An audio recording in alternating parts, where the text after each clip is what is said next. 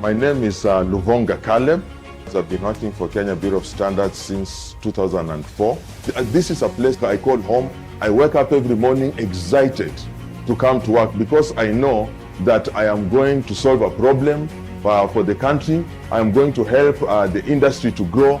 So I started as a laboratory analyst, and then gone through the scales at Kenya Bureau of Standards up to where I am right now. I'm the acting manager, organic laboratory. And organic laboratory actually has 3 sections. So the first section is a petroleum laboratory, and then there's a wet chemistry laboratory. We do soaps, we do cosmetic stuff. And then we also have chromatography. So chromatography is where we are right now. This is the laboratory where we look at food preservative, we analyze alcoholic beverages, look at things like pesticide residues, fatty acid, hydrocarbon profile. Actually, one of the things that stood out for me is the journey of analysis of alcoholic beverages. Prior to 2015, we used to have quite a number of deaths in the country. And that was worrying. What happened is that we went now, I put on my research cap, I went and did a lot of literature review, and then I came across a chemical called dinatonium benzoate. Dinatonium benzoate is a chemical, it's very bitter. In fact, the commercial name is called Bitrex. It is the most bitter chemical known to man. So we discovered that we could actually add dinatonium benzoate to methanol. And why were we adding dinatonium benzoate to methanol? Because in the western part of the country, this is where we have the sugar producing companies. And these sugar producing companies would also prepare ethanol as a byproduct and methanol also as a byproduct. So they would sell ethanol and methanol, which would be carried in tankers to be brought to Nairobi and or to other parts of the country for industrial use and also for use in the production of potable spirits or alcoholic beverages. So there was no clear way of telling the difference between ethanol and methanol just by looking at it. Because even if I gave it to you, there's no clear way of telling that. So the only way you can be able to tell the difference is if you have a gas chromatography. So at that particular time, the manufacturers of alcoholic beverages did not have gas chromatographs. So what they would do is sometimes they would get ethanol or methanol, thinking that it is ethanol, and then they would go and mix with water in the right proportions and probably put flavors and whatever, and then they would present it to clients as an alcoholic beverage. And you know, when you're taking alcohol, it is usually ethanol in water, not methanol in water. So when they give the clients the alcoholic beverage, it's actually methanol in water. So this is what was causing blindness, and this is what was causing deaths amongst the consumers. So in that particular case, so we identified methanol as the problem. We had to find a way of making methanol inaccessible, or even if it's used intentionally or unintentionally, the consumer would not be able to drink it. So we decided to denature it. We decided to denature it using that chemical, dinatonium benzoate, which is extremely bitter. Even if it's given the denatured methanol is accidentally available, and you try to make an alcoholic beverage out of it, you cannot actually swallow it. So that was a deterrent to ensure that nobody uses methanol in a production of alcoholic beverage. I would like to tell all the customers or stakeholders that Kenya Bureau of Standards is doing everything it can to ensure that the products that are put in the market are safe for human consumption. My name is Luvonga Caleb, and I'm proudly KEBS.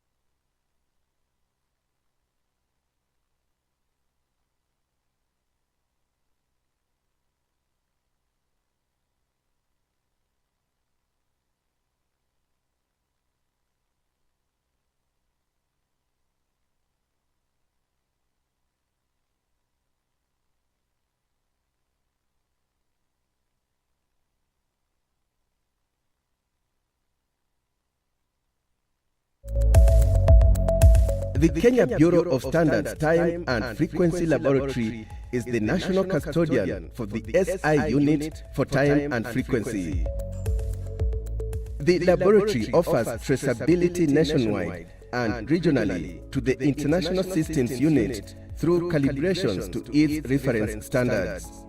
In time and frequency, we realize the unit of time and frequency.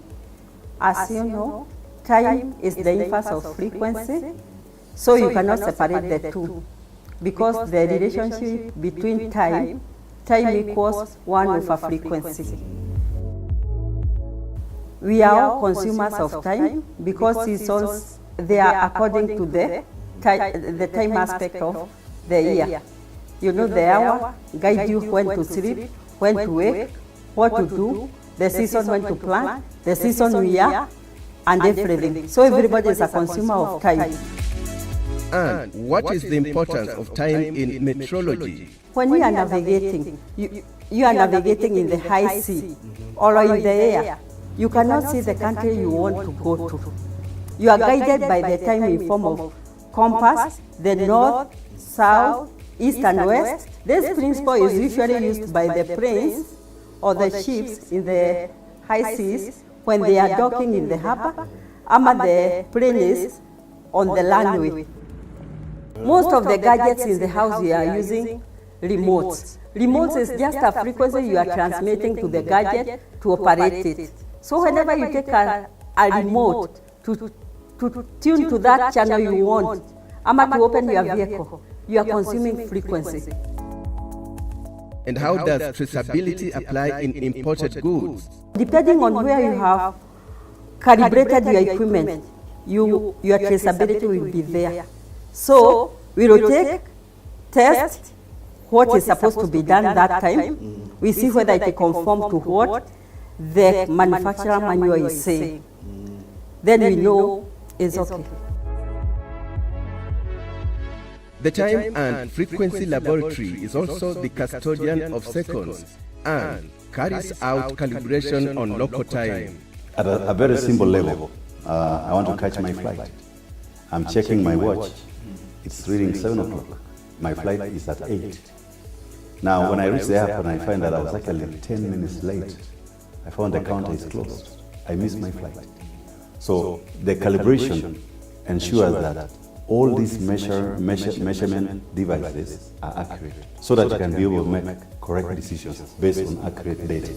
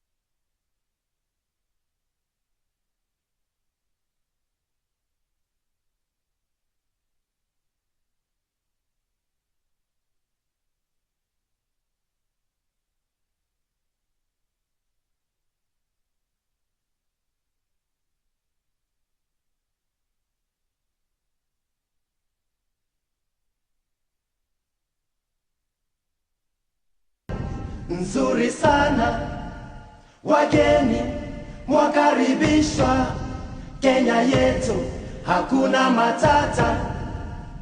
For 50 years, the Kenya Bureau of Standards, KEBS, has laid the foundation for progress, helping Kenya grow its industries, build its infrastructure, and innovate for a sustainable future.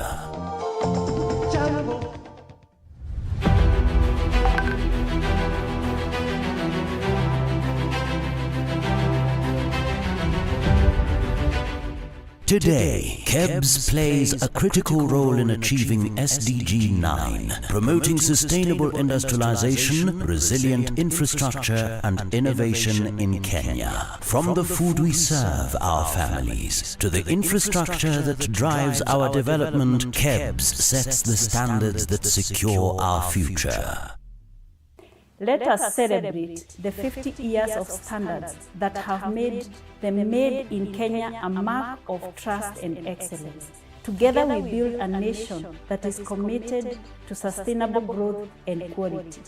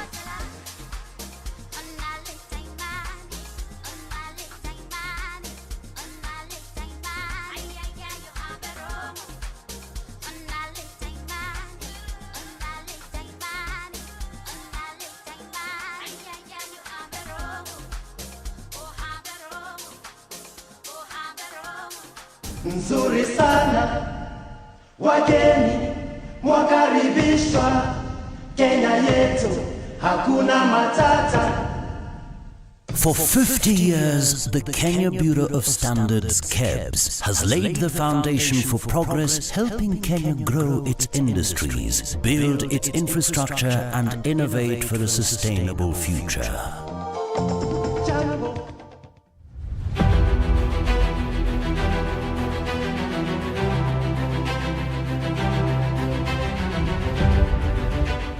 Today, KEBS plays a critical role in achieving SDG 9, promoting sustainable industrialization, resilient infrastructure, and innovation in Kenya. From the food we serve our families to the infrastructure that drives our development, KEBS sets the standards that secure our future.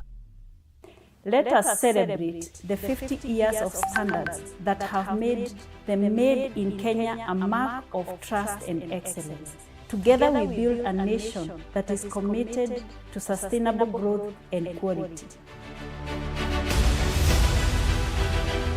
In agriculture, KEBS ensures that every product reaching your table is safe and meets global standards for sustainability and quality. Kenyan farmers now export globally with confidence, knowing our standards represent trust and innovation. KEBS empowers industries to adopt cutting-edge technologies. We set standards that drive sustainable industrialization and global competitiveness. In construction, every road, bridge, and building adheres to standards that promote resilience and sustainable infrastructure. In healthcare, standards ensure that every hospital and clinic provides safe, reliable care, meeting both local and international benchmarks. Let us celebrate our people. They are the heart of KEBS. Their dedication and commitment ensures standards foster innovation and protects the future of Kenyan industries. As Kenya grows, so do our standards. KEBS ensures that every product, whether local or global, meets the highest standards for sustainability, quality, and innovation. Standards are the backbone of Kenya's innovation, driving clean energy solutions, modern infrastructure and sustainable industrial growth in line with SDG 9. The next 50 years depend on our commitment to standards that inspire trust, drive innovation and secure Kenya's future prosperity. Let's celebrate 50 years of standards. Let's celebrate KEBS. Let's celebrate a Kenya that thrives on quality.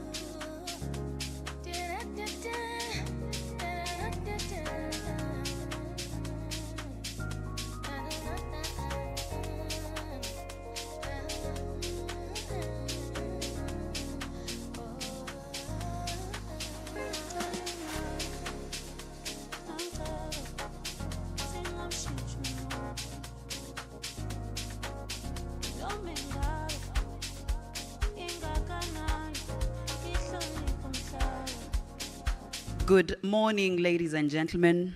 I'd just like to get your attention for a few minutes. Please note that we are just about to begin. I want to thank you for keeping time and for your patience. So even as we enjoy the music, just know that we should begin in the next 3 minutes. Karibuni sana.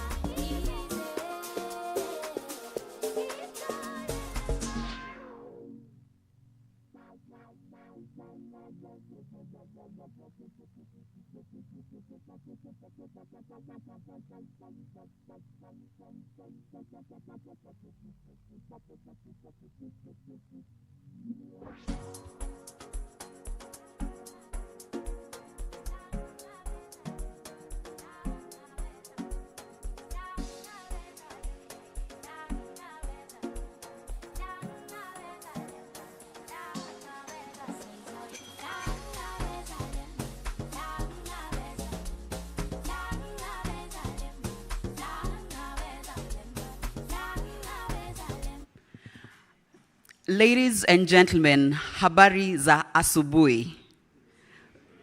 Good morning. I'm hoping that you all had a lovely breakfast, because today we are here for a very good thing. I hope you're well. And to officially begin off, I'd like us all to be upstanding for the national anthem and then the East African anthem.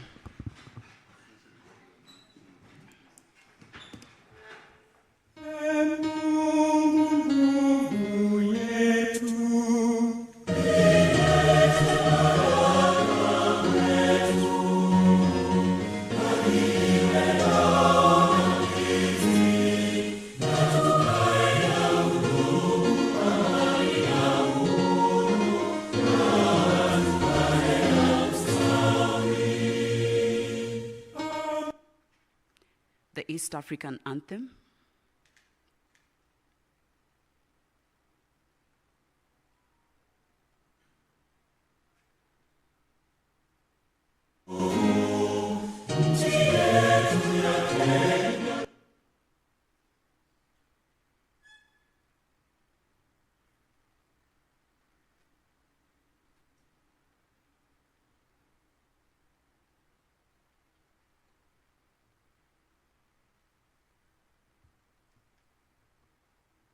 Afrika Mashariki, tuwezeshe kuishi kwa amani, tutimize na malengo yetu, jumuiya yetu sote tuilinde, tuwajibike, tuimarike, umoja wetu ni nguzo yetu,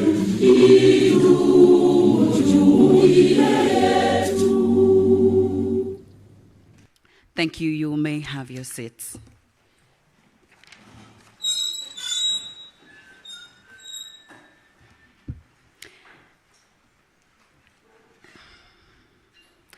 The Chairman of the National Standards Council, Honorable Dr. Chris Somalwa, the Managing Director, Kenya Bureau of Standards, Madam Esther Ngari, our distinguished guest and CEO from the Cereal Millers Association, Mr. Karanja Njora, Secretary Admin, the State Department of Industry, distinguished ladies and gentlemen, good morning. Good morning. I have told you we are here today to launch an ambitious project. In fact, what Dr. Muriru calls a game changer. It's the only one of its kind in the region. And ladies and gentlemen, here at the Kenya Bureau of Standards, this is what we are known for. This is our mandate. We are known to, set the, chant the path and, give solutions. So, karibuni sana to this climate versatile biological farm-to-flash surveillance and management of aflatoxins in Kenya, and to shorten that, we call it Reclaim Kenya. And to start us off, I'd like to tell you a very short story. So our story is told of a person who was at the cliff, and there was a lot of trouble, and let's say it's a he or a she. So whatever you picture in your mind, that's the person. So this person, the tides were coming, the waves were going until it was very late, and he was trying to get to a certain island where they were told that this is where, now they'll get help. So they were at the cliff, and when they reached the cliff, I'm sure some of you know the story, but just here, So when they reached the cliff, it was at night, it became very dark, and they just hung on to it. And they were hanging on to that cliff because they did not know what was at the bottom. And this person, I'm told, when they were hanging off the cliff, they decided to make a prayer to God and tell God, God, please save me. Please don't let me hang on this cliff the whole night. And then he had a silent and very precise voice telling him, let go. And then he said, no, you can't be serious. Let go on a cliff. He prayed again. Now, if you save me, I'm sure I'm going to do everything right. And then he had another voice, let go. He didn't trust that voice. And then morning came, and when the sun came up, he realized that he was this close to the floor.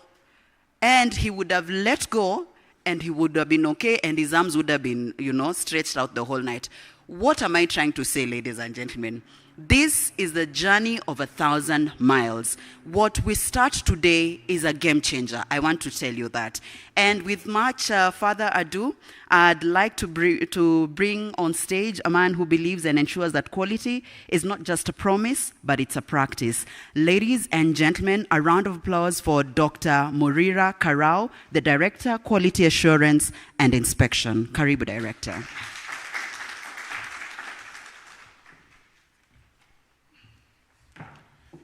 Thank you, Mercy. Chairman, National Standards Council, Honorable Dr. Chris Wamalo, Managing Director, Kenya Bureau of Standards, Madam Esther Gary, Cereal Millers Association, CEO, Paloma Fernandez, PS representative, Ministry of Industrialization, Ministry of Investment, Trade and Industry, Mr. Karanja Jora, distinguished guests, good morning. Good morning. Yes, mine is very simple today. It's just to welcome all of you to this kickoff meeting for this project. You'll be learning more about the project. As Marcia said, it is a game changer. It's a big project that we started writing in the year 2022.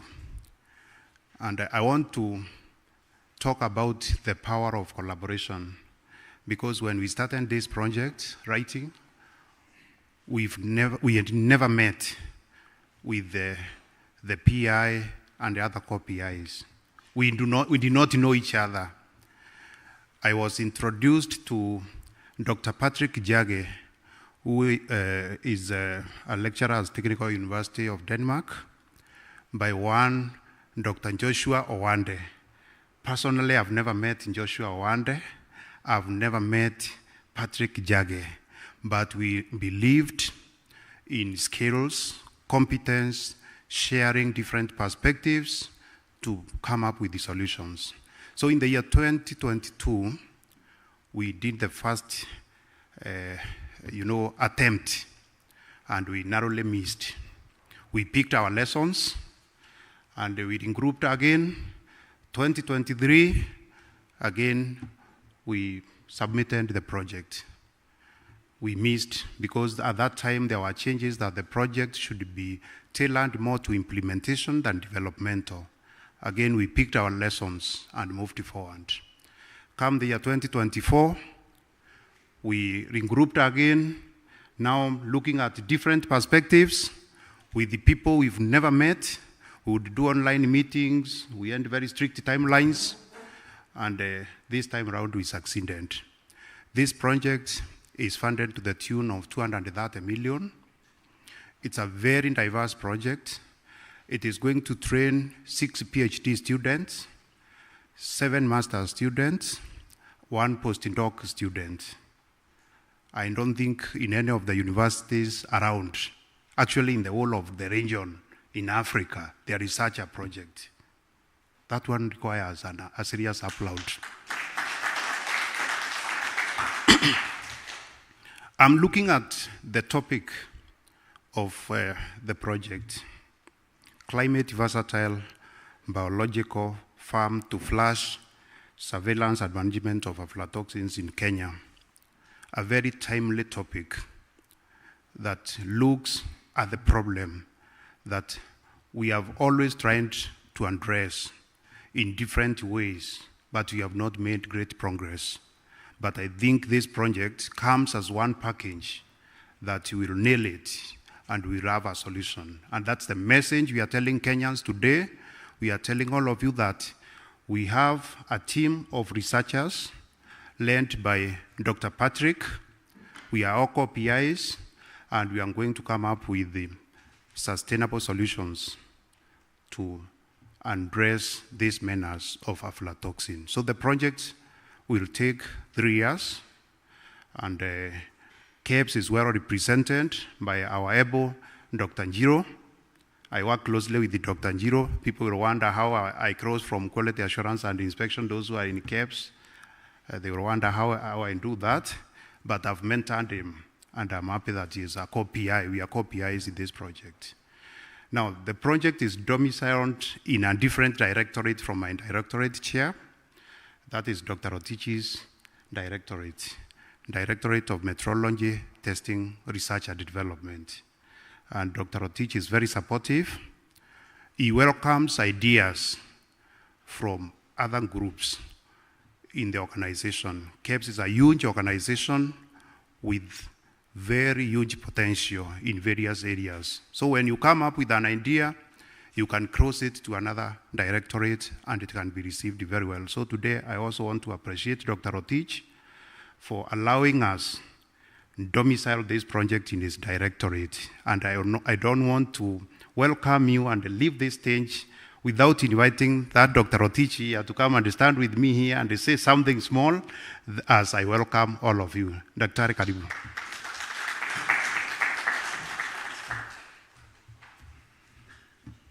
Chairman,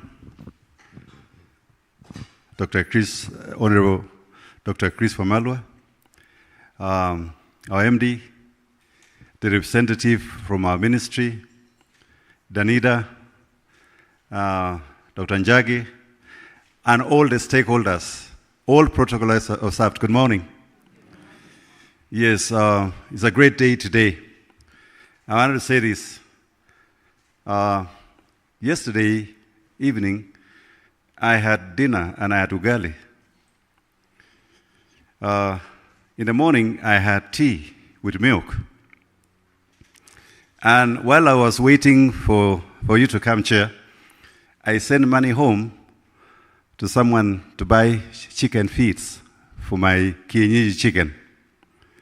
And I also told him, get some of those eggs and send to me in Nairobi. And if you don't mind, Chair, maybe I will share the eggs with you. But all of us, we know aflatoxin, that you can get it from the maize. So the ugali I was eating, I would have been worried. But here in Kenya Bureau of Standards, we test and we certify food products. We also certify the feeds and also the milk that we consume. So I'm very confident that they are free of aflatoxin. Therefore, I'm happy with what we are doing here today because it's an opportunity for us to apply the science of measurements to demonstrate the quality of our products so that those who are consuming made in Kenya or exported from Kenya are very happy.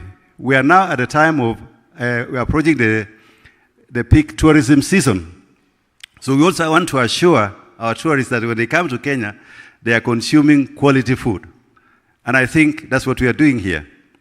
At Kenya Bureau of Standards, Metrology and Testing, we have been actively involved in measurements. I'm sure most of you saw on 20th, we are celebrating 150 years of signing of Meter Convention, which is very important because it's celebrating the work done by scientists in measurements. Every morning we measure. Everywhere we go, we measure. Therefore, our scientists in our metrology and testing, they were involved in one of the projects at the International Bureau of Weights and Measures, BIBM. And I thought one of them would have been here, but I'm not seeing them. They were involved in developing reference materials, which are now available and are being used by the industry. So we're very proud that this project is coming at the right time, and we are going to really get a lot of work. As metrology and testing, we are very committed, and we're very happy to see other stakeholders coming on board and working with us to deliver. What we are doing here is what I normally call it is a service to the community. It's a service to our people in the village. It's a service to our people in the cities. It's a service to our people all over the world, because we want to demonstrate, use science, use measurements to assure quality of what we consume. So I'm happy we will work with my brother. We'll also work with Dr. Njagi and all other stakeholders. Paloma, I know we worked before, and I think our industry has grown because of what we are doing. I look forward to further collaboration. Welcome all of you. Thank you. Makofi Conductor, thank you very much. So I want to go quickly through some few points, then as I welcome you, as a way of welcoming you, why this project, why now? You all realize that aflatoxin continues to pose a serious problem to food safety, public health, and economic stability, especially in the face of climate change. So this project is a timely, science-driven response to that challenge. The nesting project vision and the scope, and I know Patrick will be giving more details about that, that the initiative funded by Daninda aims to develop climate-resilient, farm-to-fork solutions for aflatoxin surveillance and control, combining cutting-edge science, local knowledge, and policy engagement. Collaboration is key. This is not just a research project, it is a partnership. Government agencies, researchers, farmers, private sector actors, and international collaborators all have a vital role to play in its success. What today is about. So today marks the beginning of a journey. We will align on goals, clarify roles, and begin building the trust and coordination needed to deliver real impact for Kenyan communities. So those are the few points I wanted to go through. And with that, I want to welcome all of you to KEBS. This is the only institution in Africa with very many PhDs, serious stuff. So you can come up. I know, I know we have lecturers from several universities here. You know, we have co-PIs in this project who I don't know MD. I don't know them, but I like that collaboration because we've delivered a very good project as people who don't know each other. I only know one person who is not in the project, but he was our lecturer in Egerton many years ago, Dr. Nanwa, up there. I know him. The rest, I don't know them, Dr. Njagi, and I'm keen to meet them today. But I'm saying in KEBS, we have very many PhDs, and we are ready to collaborate to bring solutions, to develop innovative solutions, to move our country forward. So with those remarks, I want to say welcome and feel at KEBS. Thank you very much.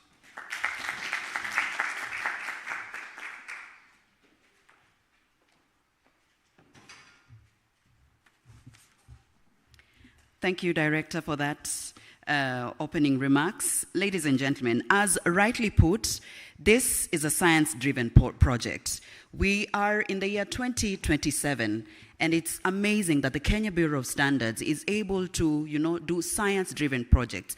And I'd just like to read for you an excerpt from the meeting. The aims of this meeting is that it will use advanced microbiome research, fermentation science, wastewater monitoring, and AI-based early warning systems. It's 2025. I mean, science should help us deal with the problems that have been with us for a very long time. And without further ado, I'd like to welcome Dr. Patrick Njagi, who will now walk us through the project goals and expected outcomes. Karibu sana, Dr. Njagi. Thank you.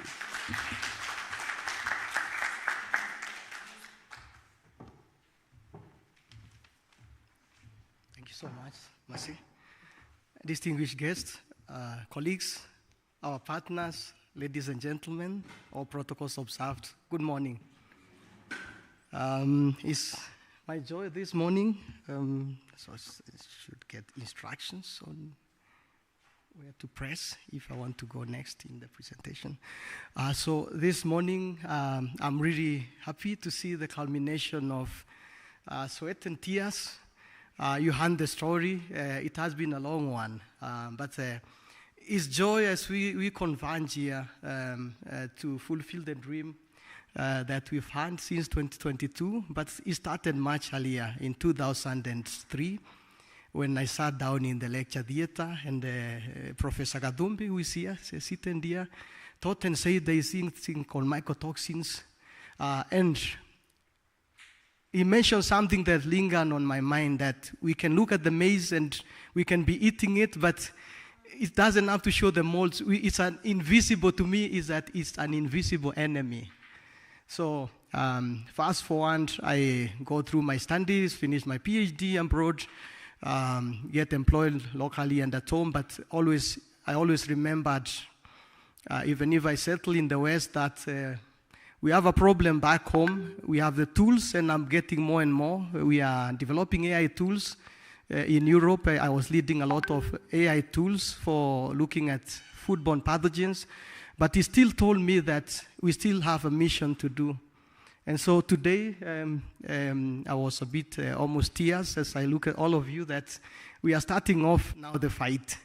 And God ahead, we are going to deal a major blow to this enemy, aflatoxins. So mine here is to introduce the project and the goals of the project. This project is funded by Danida, kindly by the Ministry of Foreign Affairs of Denmark, and who have funded it to the tune of around 230 million Kenya shillings for you and I to solve this problem. So if we can go to the slides, you can see that we have also the involvement. Just checking if we can. Yeah, quite an involvement of a large team. A lot of the faces are here. They are meeting for the first time. And a lot of the faces also met each other. And is a team from the Technical University of Denmark, where I work. Kenya Bureau of Standards, our kind hosts today, Chuka University, and we also have the University of Nairobi. I was reminded it has a definite article there, the University of Nairobi. So we have a big team. I'm optimistic, and we have you also, and really optimistic about this. So if we go to some bits about the project, so that someone might be asking here, why are we here? On the next slide. Why is it important, this issue of aflatoxin has been ably introduced by Dr. Rotich. The food we eat, mainly the staple foods, maize, which is quite key, but also subtly other types of foods and feeds for the animals. This Aspergillus mold produces some toxins that really whose consequences, in the next slide, if you go to the next slide, follow us not only by eating directly, but if we eat the eggs, if we drink the milk, we cannot avoid it. It's like an enemy who follows you around. I say, I don't eat ugali, I'm avoiding, you drink the milk, you eat the cheese. And if you go to the next slide, it's really something that has historically affected the country since the 2004 when I took the lecture. I was doing my master's at University of Nairobi. It was a major outbreak, lingers on my mind. It's hand fatalities, which was really saddening. But of course, not here in Kenya alone. I was reminded that even in the United States, so this is a worldwide problem, it's a global problem, no? So it's not those developing country problems which we want to help. So our solution is really going to impact globally, because of course there are major issues to very vulnerable groups like the children who get stunted growth.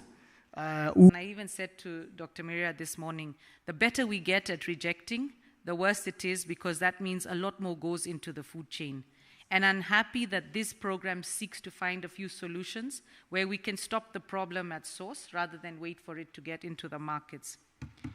So I think, you know, the nice thing is that what we're realizing also with this project is that we need to shift the focus from stopping aflatoxins at the mill gates to actually stopping them at their source. So we're very happy to support you on this, and we hope that we can collaborate further.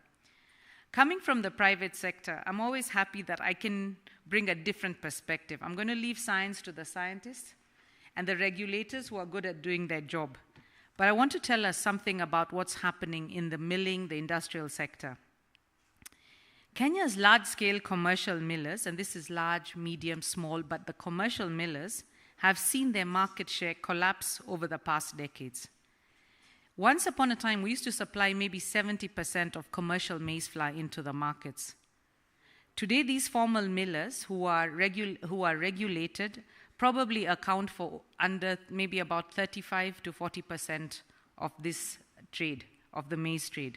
What this means now is that the smaller unregulated millers provide the bulk of Kenya's maize meal, overtaking what was historically largely a formal market.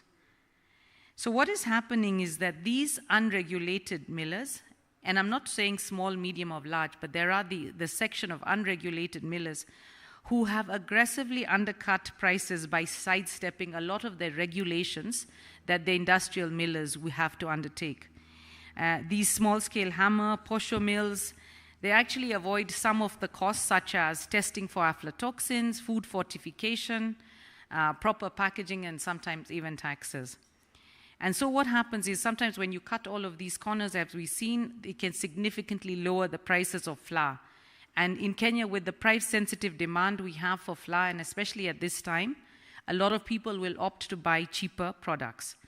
And we might say that this shift in this trend is only business. I'm not here to talk about the business perspective. It does have a business perspective, but let me tell you about the economic, social costs for this. The first thing that it's going to do is affect the food safety and nutrition of this country. You see what happens, like I've said, the unregulated millers, they generally skip fortification, or if they don't, they're not actually managing that standard of fortification required. They do not test for aflatoxins, and what happens is it undermines our national food security programs. I see the work KEBS is doing, I see the work Ministry of Health is doing, industry is doing, we're all trying our best, but there is a problem. We say now in Kenya, and it's the same sort of statistics that we're using, that if we are 35% of the market that is formally being regulated, then only 35% of the maize flour in Kenya now, according to statistics, is what is being fortified. So what does that mean?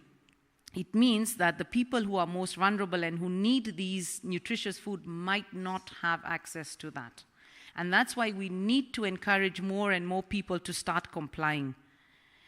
We also saw that the compliance with aflatoxin standards also reduced. I think in 2021, we had about 90% compliance. Now we're seeing it's less, and Kenya Bureau of Standards can confirm this, maybe about 60% compliance.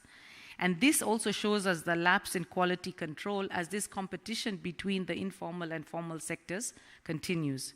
So let's think about that the more that we have more of the informal sector that is not being regulated. We are very pro supporting anyone in the informal sector who is being regulated, who follows rules. But for those who are not and feel there is a way to undercut the market, we really need to figure this out. This also means that we're losing a lot of tax revenue. It's also shrinking the government's tax base because a lot of the formally regulated millers are paying corporate taxes, VAT, levies, whereas a lot of the other informal, unregulated do not do the same. The formal milling sector, the regulated, generates thousands of skilled jobs. I can tell you that even in the formal sector today, we have had the closure of many mills who can simply not compete because their price of a finished product is beyond the cost of the mwananchi, where you find that other people are undercutting. So we are losing jobs as well. And also we're scared to invest because we're not sure if the commercial maize market can survive in this economy. So I want us to just break it down very quickly to what it means for each sector. For the industrial sector, we're saying we need to create level playing fields. Compliance must be non-negotiable. If you're a kinyozi who turned a miller the next day, you still have the same standards as a person who's milling 3,000 metric tons.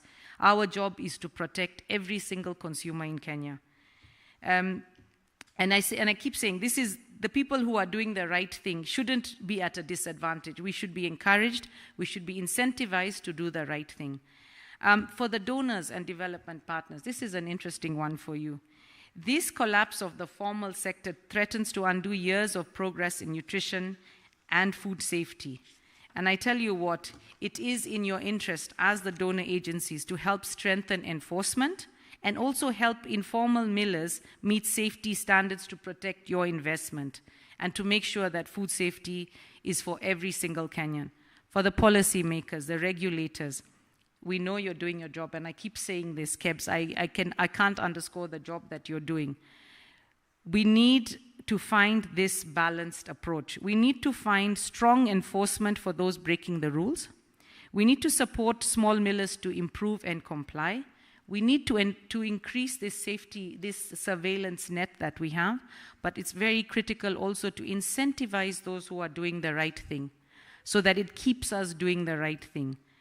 So while we are moving from formality to informality, we must not allow this race to the bottom in our staple food sector. We should actually create a situation where there's more integrity and let compliance drive the market. We always like coming up with solutions. So one of the solutions that we'd like is, we would like KEBS, and KEBS has been doing this, you've harmonized the EAC standards, we appreciate that. You've enforced HACCP training, all our members, and we hope that all millers are being forced to actually undergo HACCP training. We know you've been promoting the use of accredited labs, but we're actually asking for a stronger coordination and consistency in market surveillance, a bit of the protocol for recall, and especially at our borders where we feel there is a bit of need to intensify that surveillance. And as we've been saying and said this quite a few times, Madam, we always support this creation of this whole national aflatoxin coordinating unit that has everyone involved, from KEBS to Ministry of Health, Ministry of Trade, Agriculture, AFA, the academia, the industry, so that all of us are actually, we stop working in our silos and we start implementing a single risk-based national strategy. The other thing that we've realized is there is a potential for private sector also to invest in aflatoxin mitigation. I don't think we need to rely always on donors, on government, on regulators. We need to be doing the right thing at all times as private sector.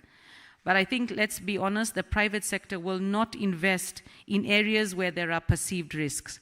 And so asking all the donor agencies here, all the academia, and the government, let's look at ways that we can reduce the risk factor to allow the private sector to actually invest with confidence. And this can be done by simple things like shared infrastructure for testing and detoxification, incentives, Ministry of Trade, you're here, incentives like for matching grants for investment in aflatoxin control, technologies such as decontaminators, use of AflaSafe. I think these are low-hanging fruit, and if there's a way to incentivize the private sector to use them, we can. Private-public guarantees and risk-sharing models, and really to build the capacity of smaller millers. And so finally, as we kick off this project, I think we just all need to reaffirm our commitment to work together. The private sector is here, willing and ready to work with you. We thank the government of Kenya, KEBS, Danida, for all your support, expertise, and innovation. And I'd like to say that let us remember that every unsafe bag of maize we intercept is a saved life. But can you imagine what the real success will come when unsafe maize is never produced in the first place? Thank you very much, and may God bless you all.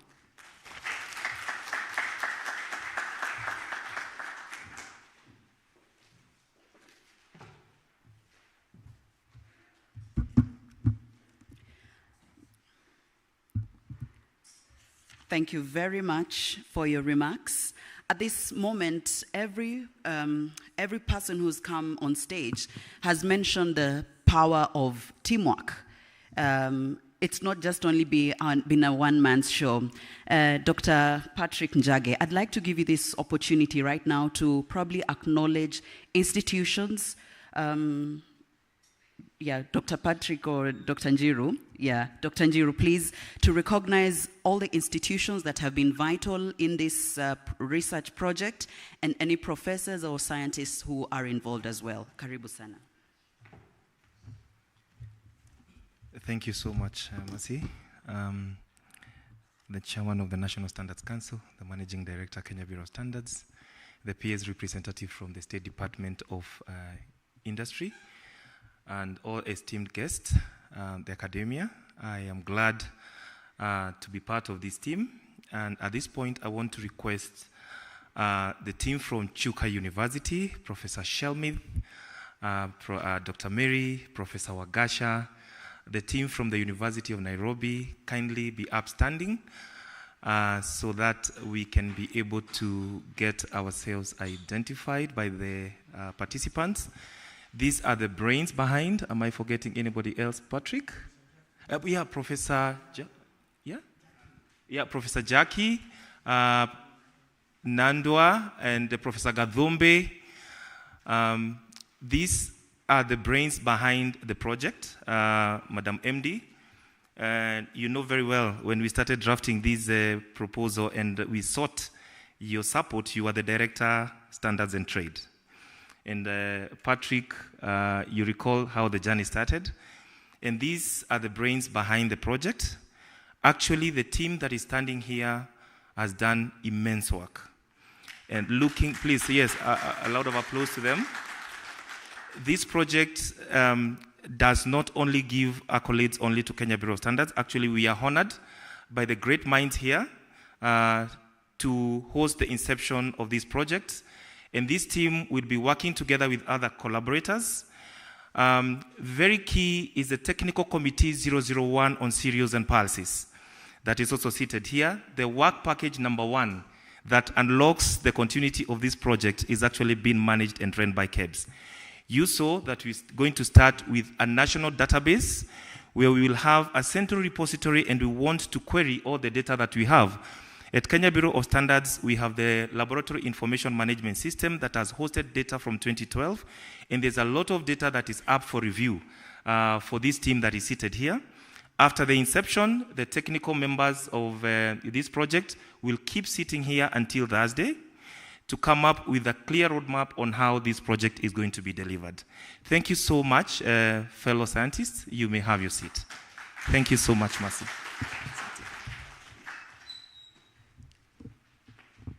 Thank you very much. So, ladies and gentlemen, for this next phase of speakers, you can only imagine, they say it always starts from the head. So if an institution has excellence, you check on its leadership. If a government is heading in the right direction, you check on its leadership. So for this next speaker, I'd like to welcome an amazing lady who leads from the front, ensuring Kenya's standards rise to meet global challenges, who will then welcome the chairman of the National Standards Council and the representative of PS.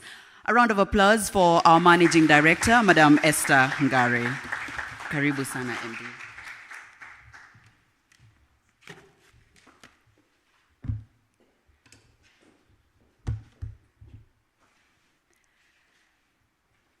The chairman of the National Standards Council, Dr. Chris Wamarwa, the representative of the PS, Mr. Njoka, Ms. Paroma, the professors who are here present, including Dr. Njagi. I'm also happy to meet you today, though I think we must have interacted. I don't know where. For the state development partners, ladies and gentlemen, good morning. Today is a proud moment. I am very, very excited today. As you have been told by Dr.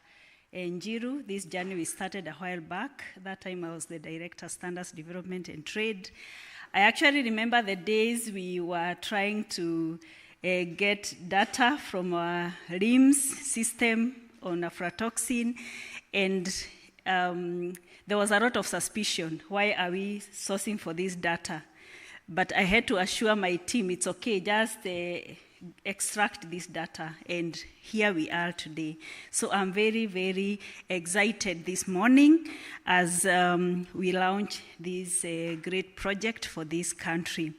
It is my great honor to welcome you all to the Kenya Bureau of Standards as we kick off a landmark initiative, the Climate Versatile Biological Farm to Fresh Surveillance and Management of Aflatoxins in Kenya project funded by Danida and implemented in partnership with the Ministries of Health, Agriculture and Trade.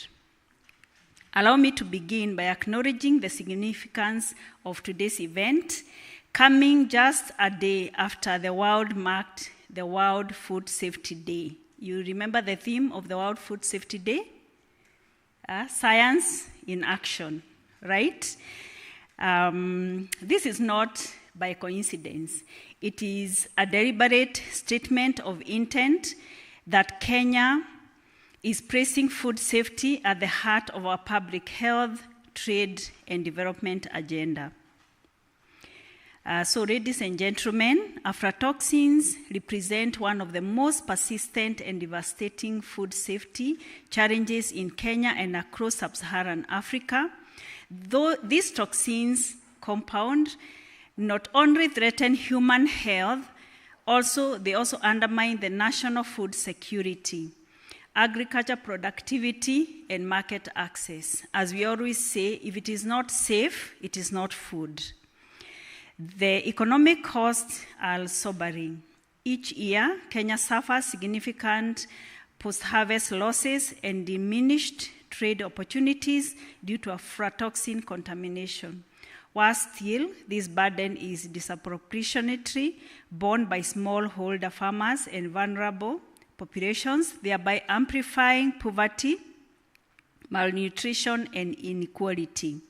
This project is timely and transformative. It proposes a comprehensive, climate-resilient, and science-based strategy for tackling aflatoxins from farm to fresh, a truly integrated model that aligns perfectly with Kenya's development goals under Vision 2030 and the bottom-up economic transformation agenda. It will leverage on, 1, the microbiome research and fermentation science to improve food safety at the production and processing levels. Number 2, wastewater monitoring as an innovative surveillance tool to detect aflatoxin prevalence in communities. And number 3, AI-based early warning systems to build real-time predictive capacity, enabling proactive interventions. This holistic approach is not only about detecting and managing aflatoxin, but it is about building resilience, awareness, and local capacity in science, regulation, and policy making.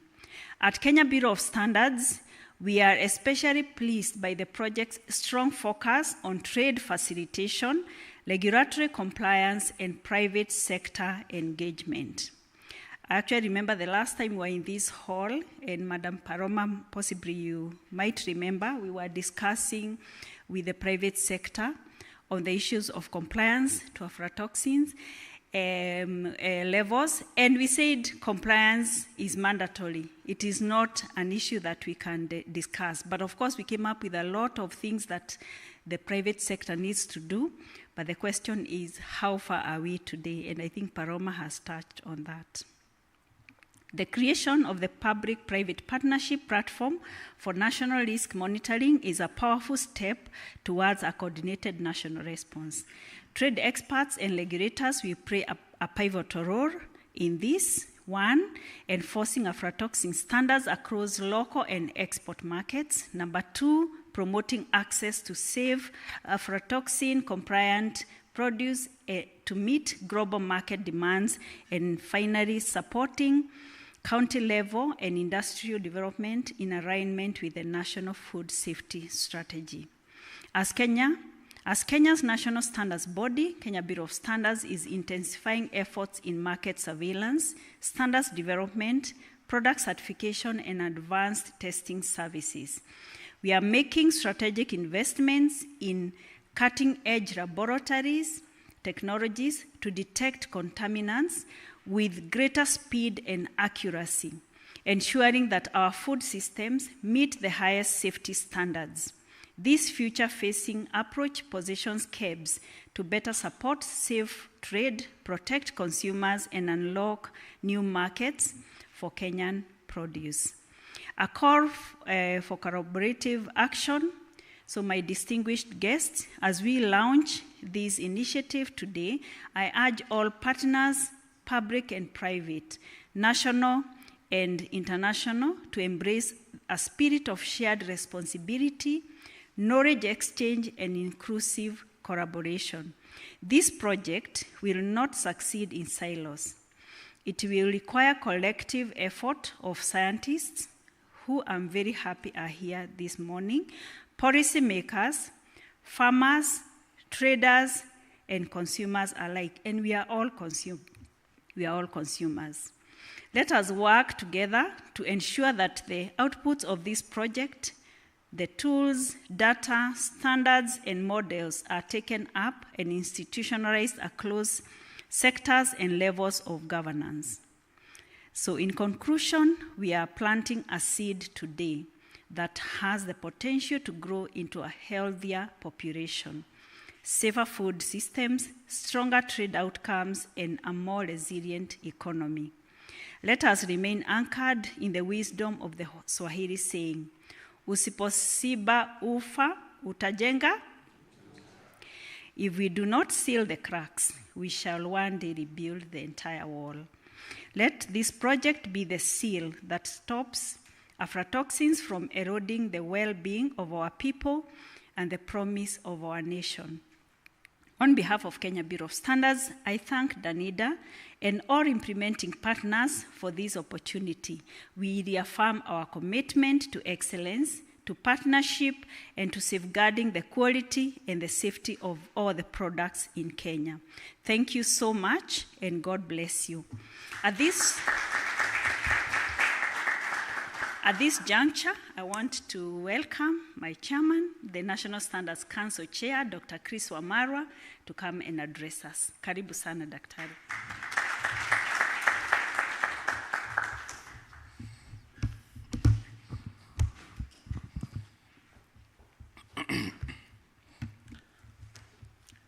The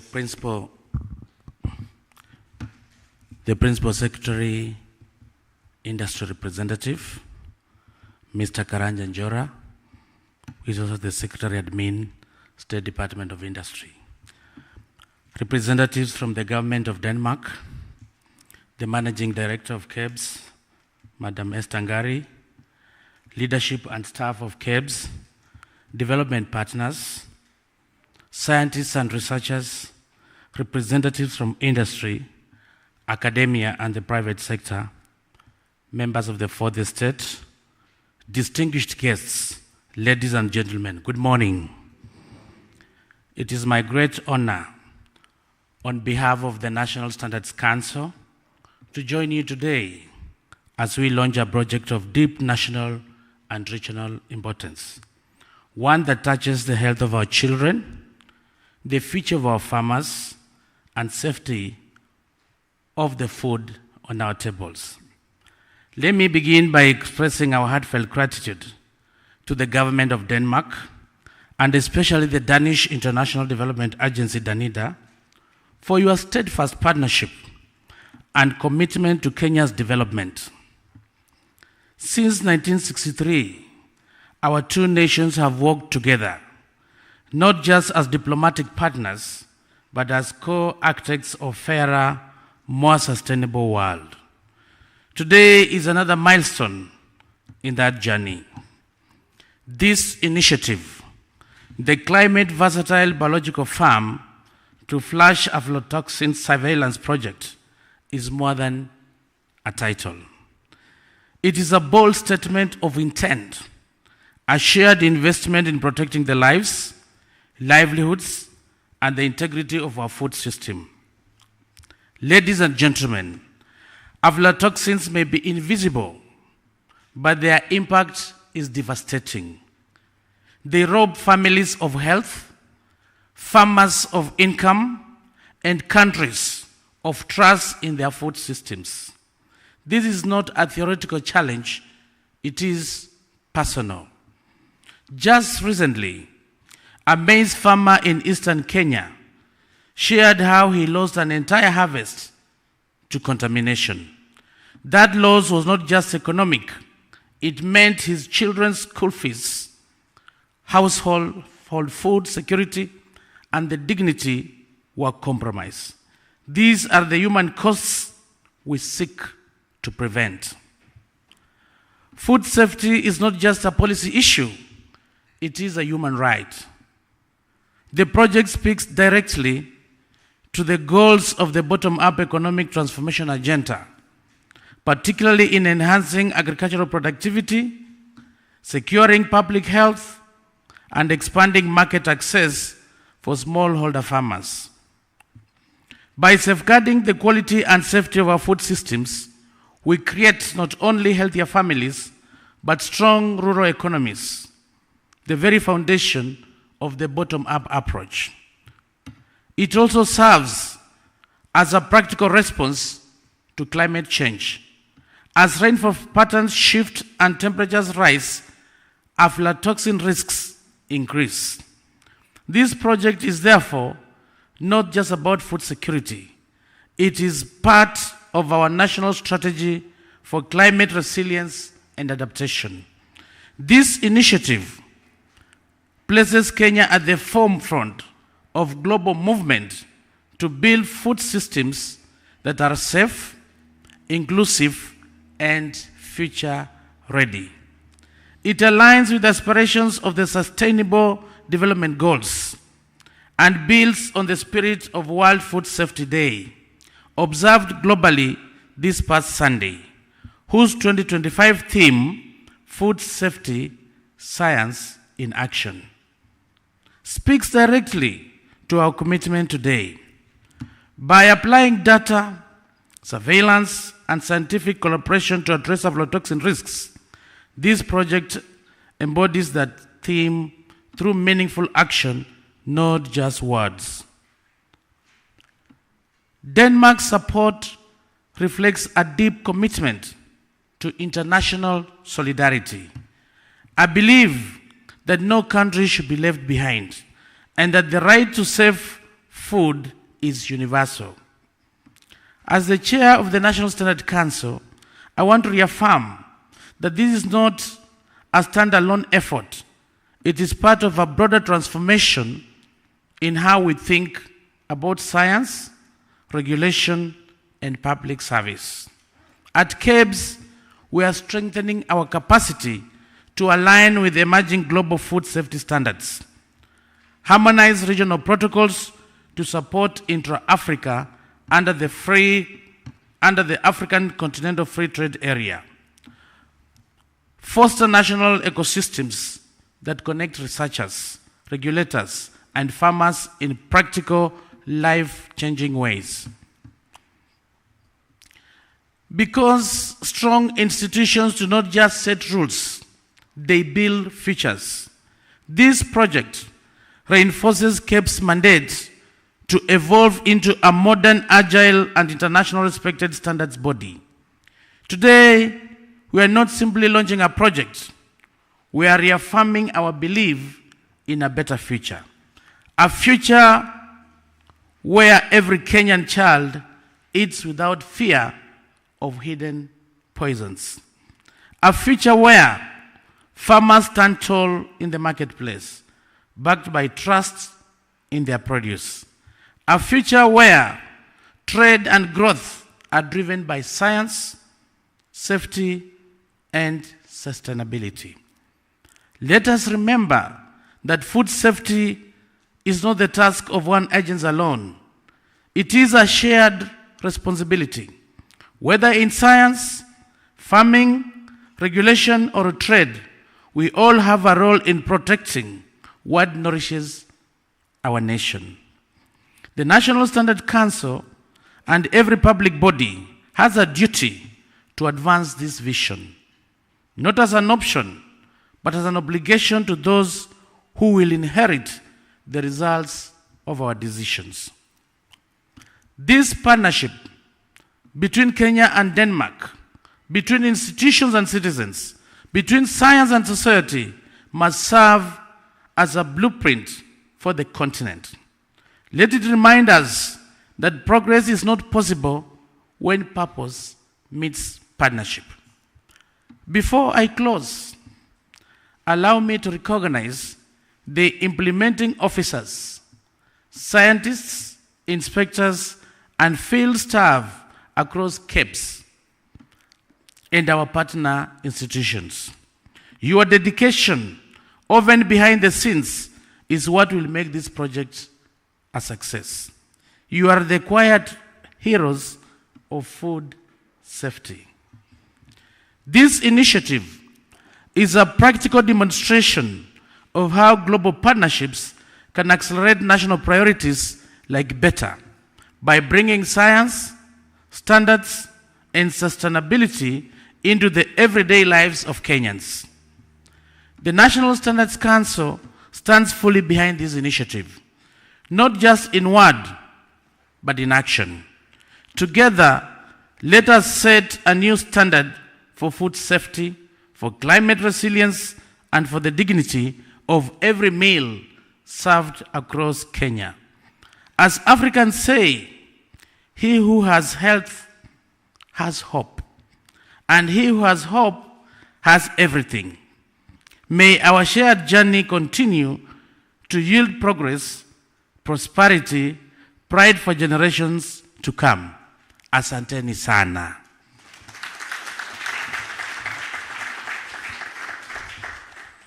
And at this particular juncture, may I invite Mr. Karanja Njora, Secretary of Admin, State Department of Industry.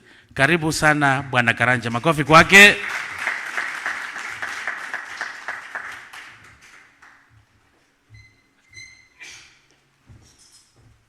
Asante. I'm here to represent the Principal Secretary, Dr. Juma Muhwana, and he has sent me with written remarks to deliver to you. The chairperson of the National Standards Council, Dr. Chris Wamalwa, MD, KEBS, Madam Esther Gare, representatives from KEBS and other government agencies, development partners, scientists, researchers, representatives from academia, industry, and the private sector, members of the Fourth Estate, distinguished guests, ladies and gentlemen. It is a great honor to join you this morning as we mark the beginning of a critical intervention, one that speaks to the core of Kenya's food security, public health, and economic resilience.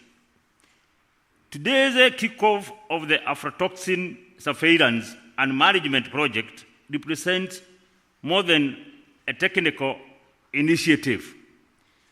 It is a bold policy signal. It demonstrates that Kenya is serious about tackling one of the most persistent, invisible threats, undermining both our domestic well-being and our international trade reputation. Fighting aflatoxins is like fixing a leak in the roof. If ignored, it quietly damages everything underneath. However, when caught early, lives are saved and losses are stopped, and confidence is rebuilt. Aflatoxins are not merely a food safety issue. They are a multi-sectoral crisis, silently eroding public health, shrinking farmer incomes, and undermining the credibility of our exports. The science is clear. These toxins have been linked to liver cancer, stunted growth in children, and weakened immune systems, threatening not only individual lives, but also the productivity of entire communities. The economic costs are equally alarming. For example, in the United States alone, annual mycotoxin-related losses exceed $1.4 billion. When you convert that to Kenya shillings, that is like 140 billion. When habits are lost, livelihoods follow. Here in Kenya, the consequences are personal. We have seen the toll, grain being rejected. We have seen hospitalizations and death. We have reported deaths. We have seen communities lose trust in their food. We have seen farmers lose markets, both local and foreign. We have in this regard seen industries endure the brunt of a threat that does not make headlines until it is too late. We have heard from millers who had to shut down plants over contaminated stock. We have listened to traders whose consignments were rejected at the border points. These are not isolated losses. They have ripple effect that cuts across the entire value chain. The cost of inaction is simply too high. This is not just a health emergency, it is a trade issue. It is an investment issue. It is a productivity issue. And therefore, a policy issue that rests squarely in our court. That is why today's gathering matters. To eliminate aflatoxins, we must shift from isolated interventions to a coordinated, systems-based approach, one that links data to policy, standards to enforcement, and research to live solutions. We must strengthen surveillance frameworks, invest in clean value chains, and adopt technologies that empower both the smallholder farmer and the industrial scale processor. Let us ensure our produce is not just safe, but export ready, shelf ready, and trusted. Allow me at this point to express our deep appreciation to the government of Denmark, whose support through the Reclaim Kenya initiative has enabled this ambitious and collaborative undertaking. This partnership speaks to the kind of solidarity the world needs, more of solutions rooted in science, guided by evidence, and powered by shared purpose. I want to assure you, the government of Kenya, through the Ministry of Investments, Trade and Industry, is fully committed to supporting this initiative, not as a one-off intervention, but as a national turning point. A moment where science meets policy and public health safeguards become trade enablers. Let us envision a Kenya where no child falls ill from their daily meal, where no exporter loses a market due to failed tests, and where no farmer has to burn their harvest in despair. We are working this future toward resilient, trusted, and excellent.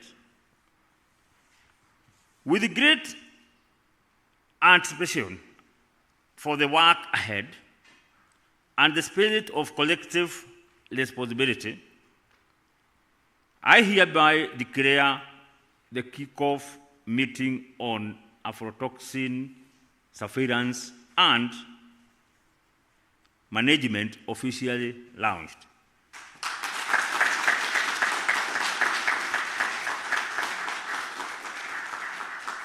May this mark the beginning of the meaningful collaboration, decisive action, and safer food future for all in Kenya and beyond. Thank you. God bless you. God bless Kenya.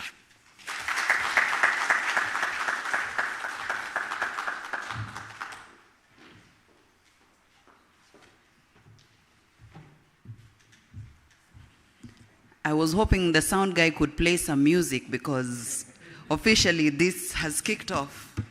Hapa ndio wanasema mtu wangu wa sound ametuangusha. So ladies and gentlemen, I've gotten hints and pieces from the remarks that have been made here. I hope you've learned. As a participant, even as an employee of Kenya Bureau of Standards, as a consumer of food, I have learned a lot. As MD rightly put it, usipoziba ufa, utajenga ukuta, na hiyo yote tunaijua vizuri sana.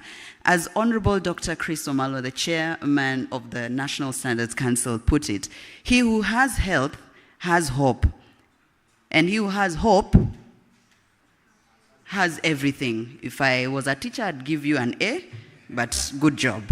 And as Mr. Karanjan Joro rightly put it, fighting aflatoxin is fixing the leak on the roof. And we all know that if you ignore it, it now flows directly to what has been said, then the roof shall collapse. So ladies and gentlemen, thank you very much for your time. This has been the launch morning session, and I'd like us to, before we started with a prayer. The national anthem is a prayer, and we will close with a prayer, and I hope to get a volunteer from one of our partners to pray for us. I have a microphone here, if you'll feel shy coming on stage.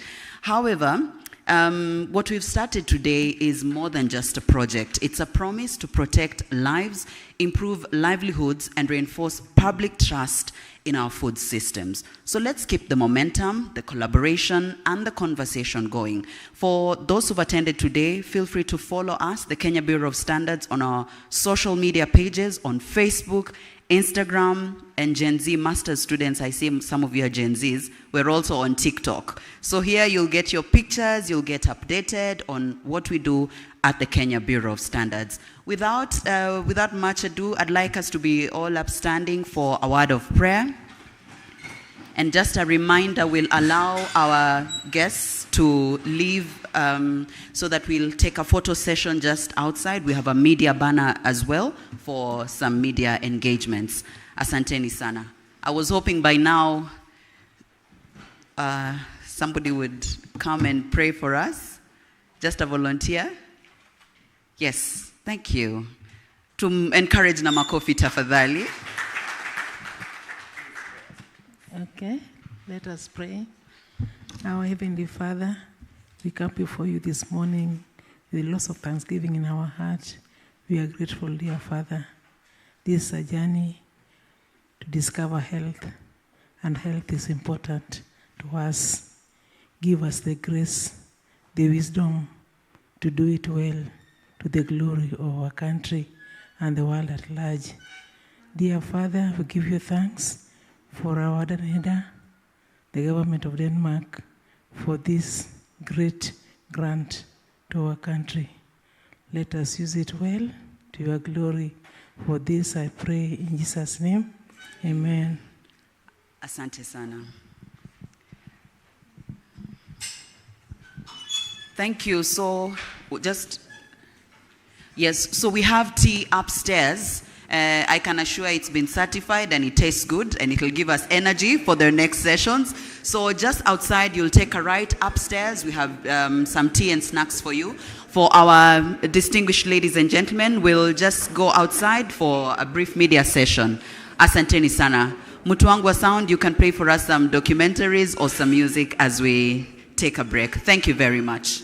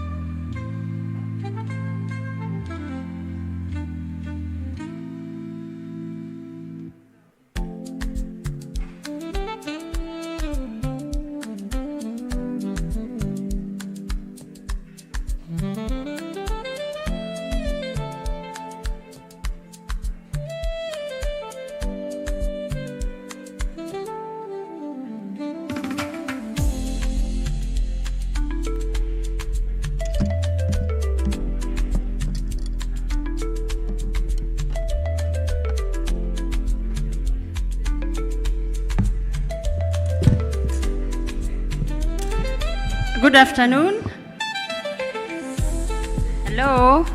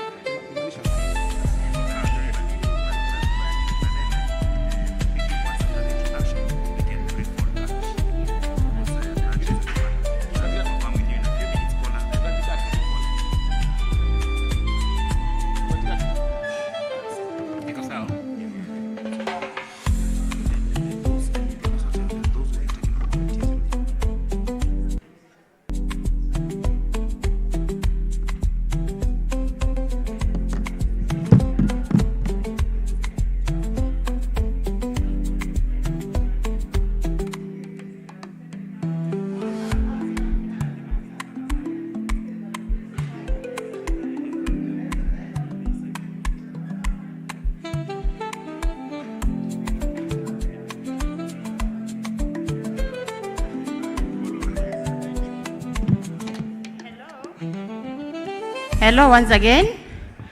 Let me start by first requesting all of us to come to the front a bit. For those who are at the back, please come and occupy the front seat. You can see our head, Patrick. Feel free to sit right next to him. Please, let us occupy the front seat so that we are able to be together. Yes, this one you will not be told move to the back. That umekuja kwa wakubwa sasa enda nyuma.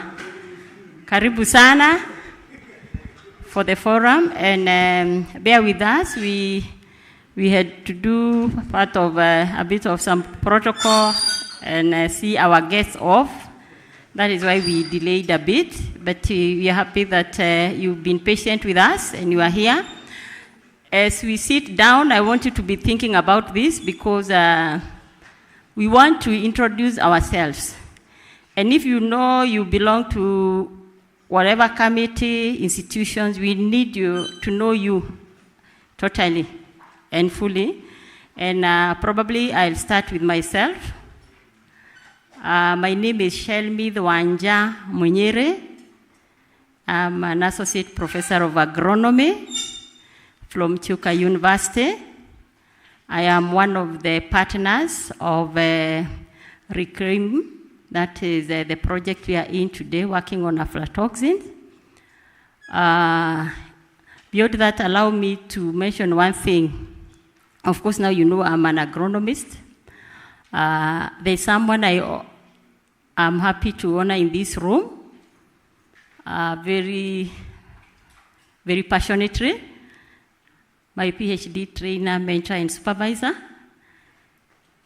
Dr. Mugo, formerly of CIMIT Kenya, that is Maize and Wheat Improvement Center, Gigeri.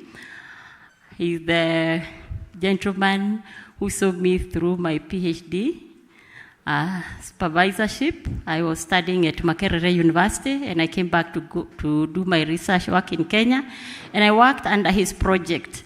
So I was very glad to see him today. Allow me just to call Dr. Mugo to first introduce himself, because I feel honored even to be studying in front of him, really. I wish someone would give him this.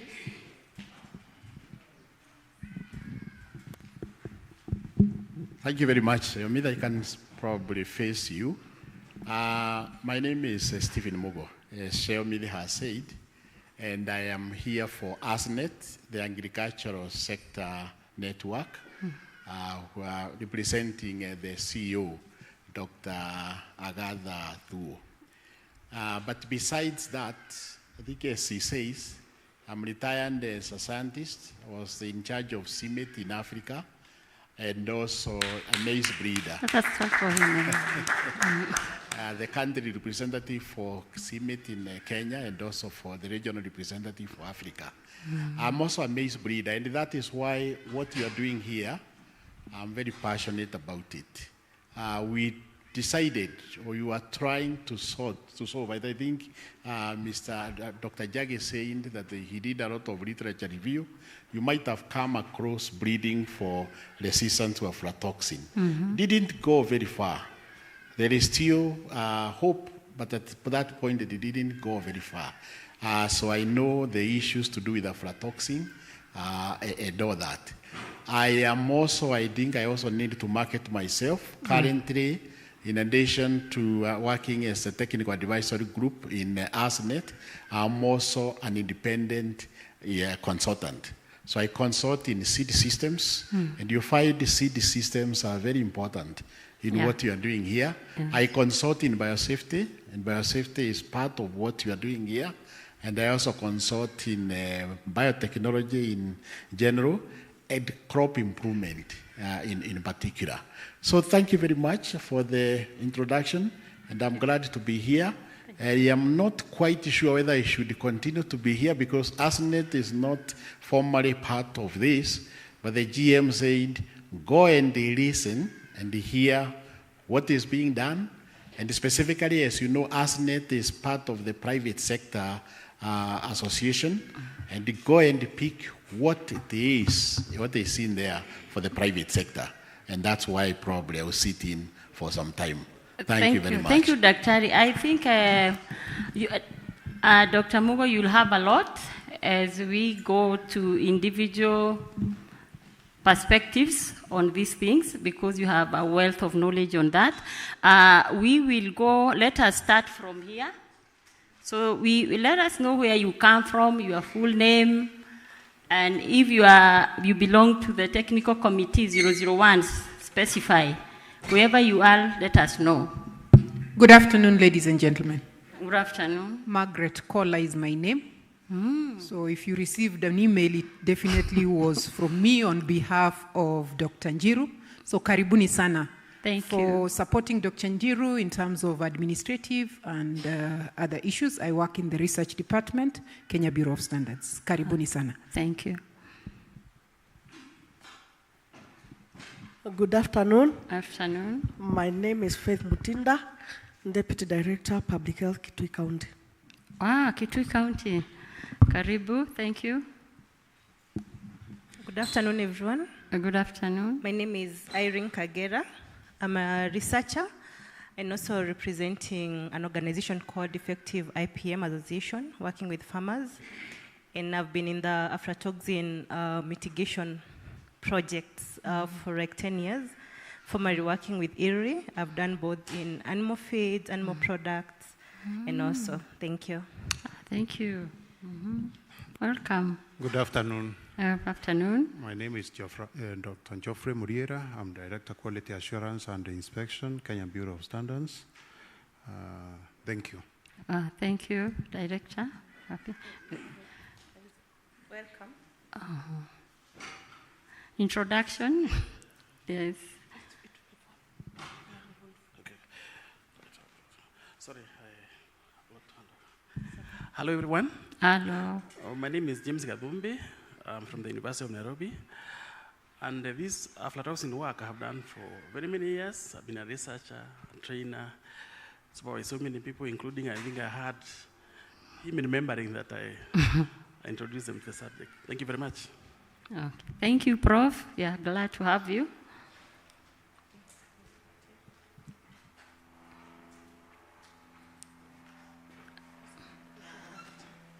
I think at this line will also introduce themselves. Yes, and I'm David Musioki, working for Makueni County, Department of Agriculture. I'm a director there. Thank you. I'm here to represent our CEC. We interact with the staff on the ground, sometimes causing untold suffering in this wastage. Thank you. Thank you. Good afternoon, everyone. My names are Patrick Njagi from the Technical University of Denmark. This has been a vision to see this start. As a PI, I'm the principal investigator. We just leading, organizing a team of experts. So as they also put their expertise into writing the proposal. And with me, the team of experts you saw in the morning, we thank God that we have the funding. But very importantly, with you, it cannot be possible without you. So we are really glad to see every one of you, and we'll continue interacting during the week. Thank you, Patrick. Let me just mention that Patrick is a very resilient man. He's a gentleman who doesn't give up. We have submitted this proposal 4 times, not 3. And we still kept, and the 4th time we got it. So thank you, Patrick. Welcome. Okay, good afternoon. I'm Wycliffe Rachwanyo, working for Kenya Bureau of Standards, Standards Development Department, Food Standards Division. I'm a technical committee secretary for methods of sampling and analysis of food products and food hygiene, fish and others. But for today, I'm standing in for the TC Secretary 001, Cereals and Pulses, Agnes. Thank you so much, karibuni sana. Thank you. Good afternoon. Good afternoon. I'm Mary Goretti Akinyo from the University of Nairobi, Department of Sociology, Social Work, and African Women Studies. I'm in Aflatoxin, and we want to know how it is in women and men in the society. Maybe there's a missing link. Prof, that's what we are bringing in from the University of Nairobi. So I'm glad here, accompanied by one of our PhD candidates, Lorna. She'll introduce herself. And I'll be in the sciences for some time now, but wearing the gender lens and sociological part of it. So thank you very much, Shelmy. She's the one who has introduced me into this. When they did the proposal, they left the element of gender. And they were told, go back and bring gender. And that is how I came in. Thank you. Yeah, thank you. Thank you. She brings in the gender perspective in the research, in this research. Good afternoon. My name is Leonard Moshuma from the Warehouse Receipt System Council, in charge of compliance and quality assurance. I'm also in TC 001. Thank you. Okay. Thank you. Afternoon, all. Good afternoon. My name is Joseph Kimemia. I'm a member of the Technical Committee for Cereals and Pulses, and I'm also representing Agventure Limited, a group of large-scale and small-scale farms dealing with over 20 different kind of products from cereals, pulses, and oil seeds. And so this kind of a topic is very, very, very important to us. Thank you. Thank you.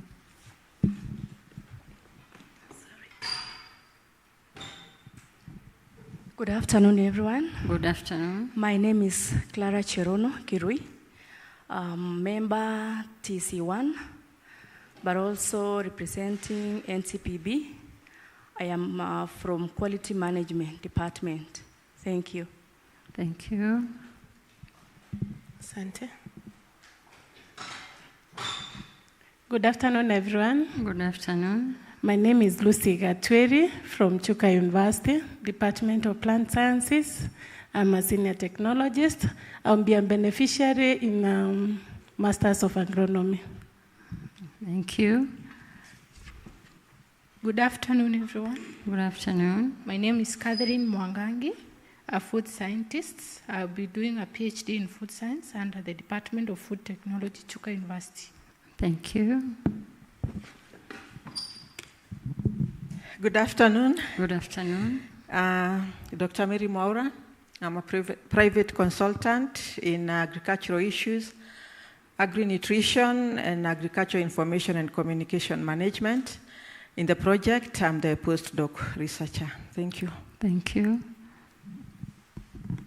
Good afternoon. Good afternoon. My name is Winjay Nyawera from the Department of Plant Sciences, Chuka University, and I'm pursuing a PhD in agronomy. Thank you. Thank you.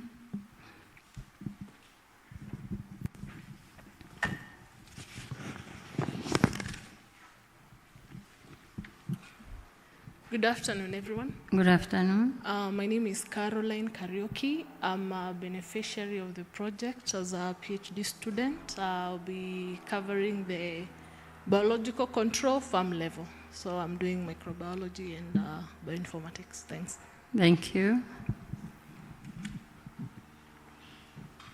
Good afternoon, everyone. Good afternoon. My name is Titus Lemayan. I'm from the Government Chemist Department, representing the government chemist. I work in the food and drug section. Yes, thank you. Thank you. Good afternoon. Good afternoon. My name is Mugambi Mwamba. I work in Tharaka-Nithi in the Ministry of Health, reading disease surveillance and response. I'm here to represent our county director, Dr. Kametu, could not make it to this meeting due to some other commitments. Thank you. Good afternoon. Good afternoon. My name is John Mungai from the University of Nairobi. I'm a chemical analyst, and I believe we'll be working very closely with the students. Yeah, thank you. Thank you for coming. Good afternoon. Good afternoon. My name is Jacinta Mushili, working for a young lab that is coming up, Keangri Lab, and I am a food technologist. Okay. I am glad to be here. Thank you. Waiting to work together with the students also. Thank you.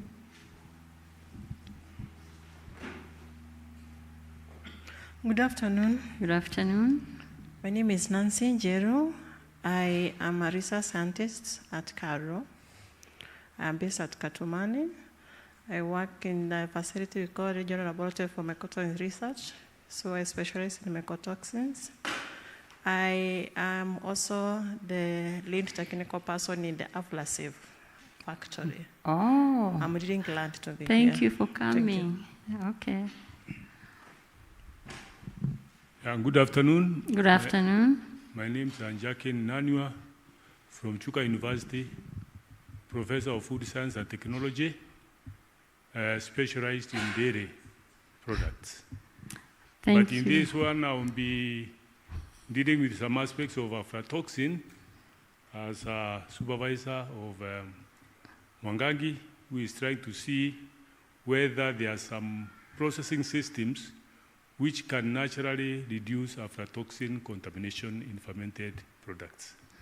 Thank you, Prof. We are happy to have you. Good afternoon, everyone. Good afternoon. My name is Chepkorir Faith. I work for the Agriculture and Food Authority in the Food Crops Directorate.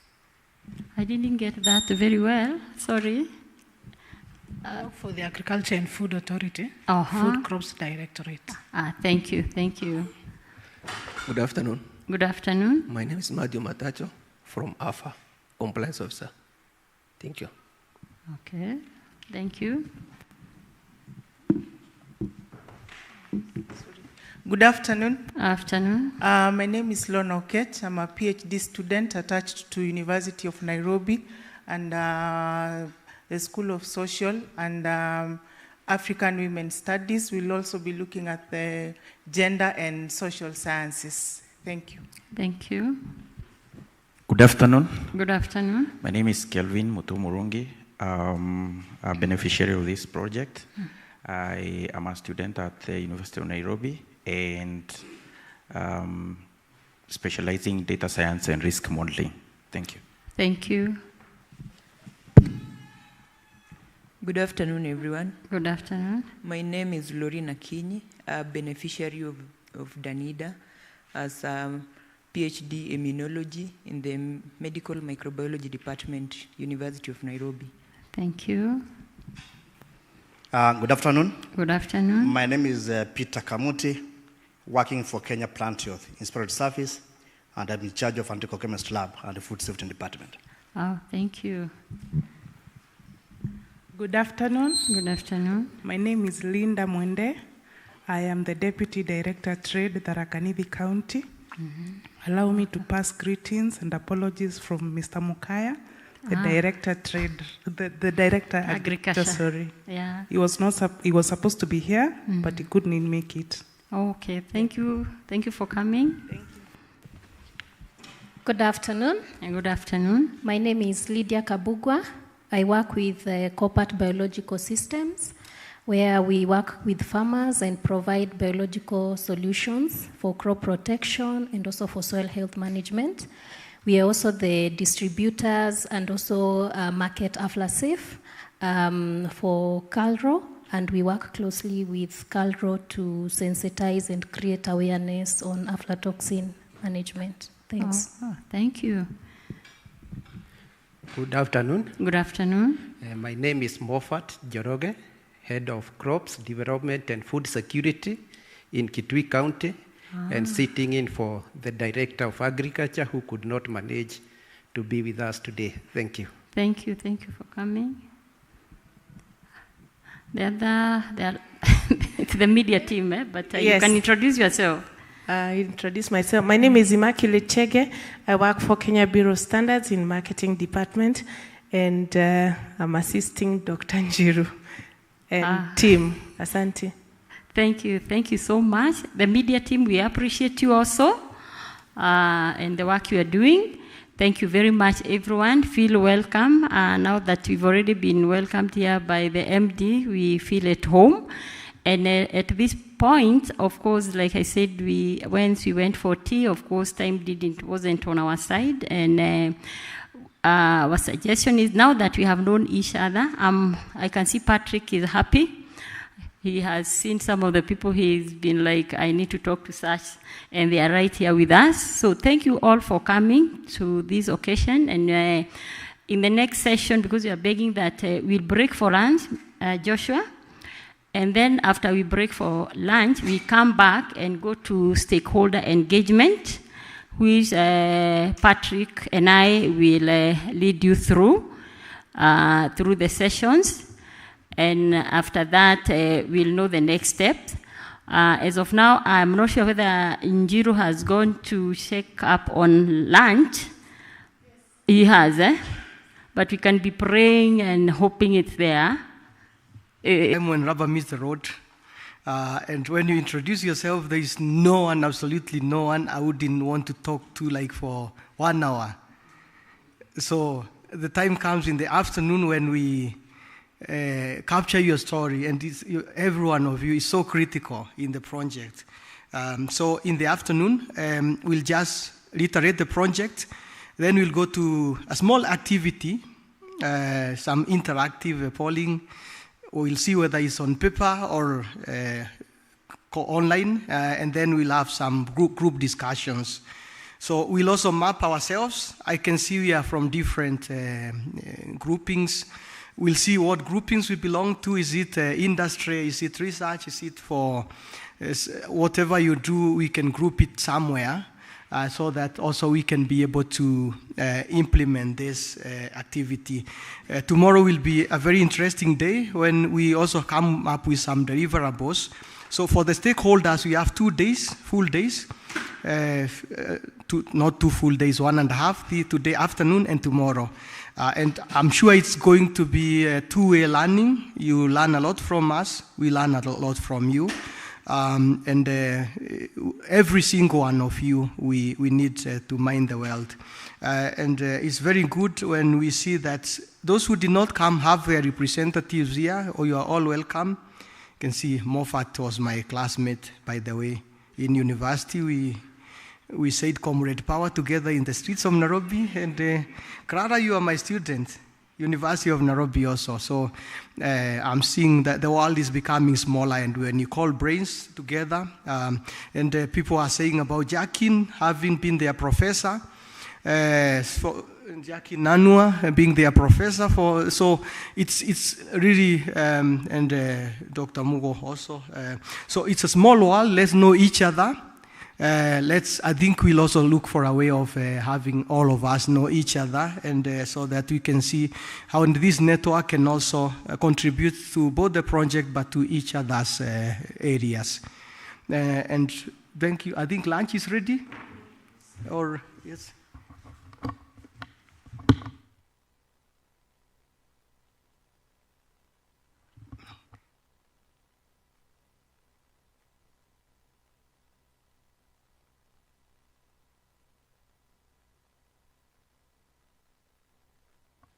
So I think we are told that we have to wait a bit for lunch, then we can still use expert time. I'll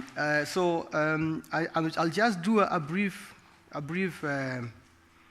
activity here. It was supposed to be projected, but I'll tell you a little story about work package 1 of the project, which really is something that we'll achieve between today and tomorrow, a good groundbreaking part of it, although we are touching on other work packages, but is about a national database.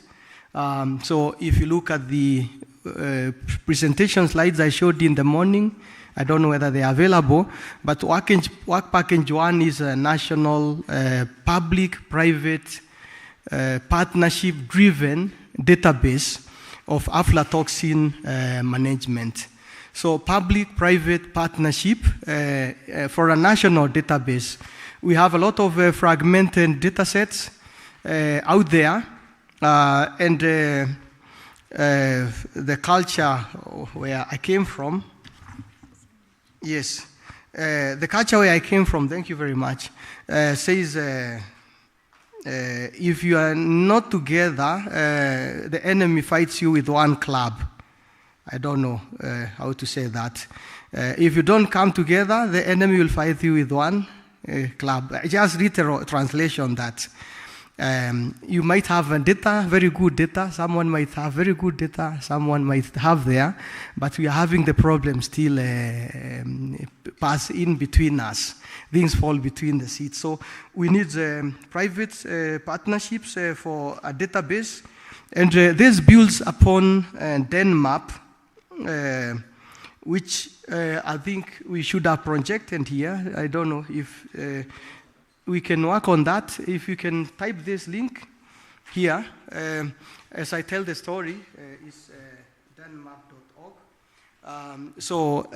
In Denmark, we have a twin to this problem where I'm also really passionate about, is the issue of antimicrobial resistance. Is a twin challenge that is going to, by 2050, it will make things like COVID seem like they are joking. That's what they are predicting. So we are trying to fight antimicrobial resistance.